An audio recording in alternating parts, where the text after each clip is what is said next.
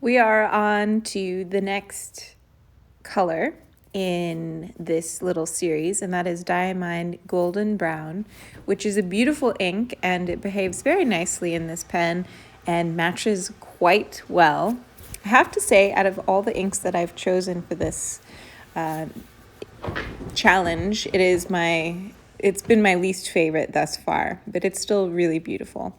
Today I'm going to be reading an excerpt from The 12 Kingdoms by Fuyumi Ono, and it's a wonderful series. Unfortunately, the whole thing was not translated in English, and it's really hard to find, so it's a little bit of a bummer. It's one of my favorite fantasy novels or series that I have read.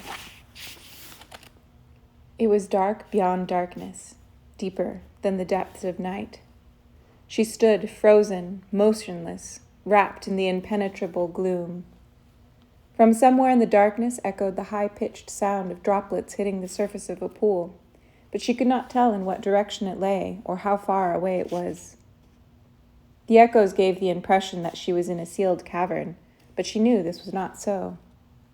The darkness was deep and vast, unbound by heaven or earth. Yet far off in the blackness something was suddenly set ablaze, a continually changing shape, a dancing, twisting flame. Backlit by the reddish glare, innumerable forms appeared, the silhouettes of many strange beasts running in a pack. They were dancing like the flame, coming toward her. There were all manner of creatures, apes, rats, birds, each vaguely familiar, yet nothing ordinary.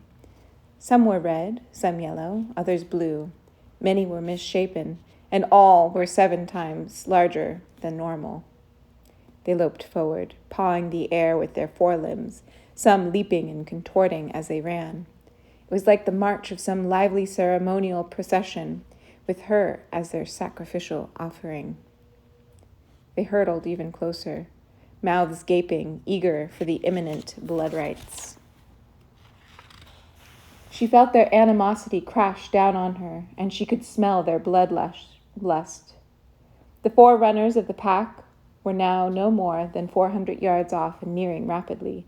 Even at this distance, she could see the glint of hunger in their eyes, but she could hear nothing, no voices, no footfalls, except the drip, drip, drip of water in a cave.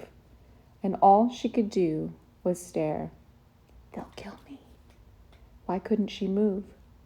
She would soon be torn to pieces, eaten alive, but she could only stand there, frozen in place. There was nowhere to run, no way to fight. She felt like all the blood in her body was flowing backward. She was dizzy and sick with the knowledge that she was about to die. Suddenly, she heard her heartbeat surge in her ears. The terrible pack approached. They were only 300 yards away.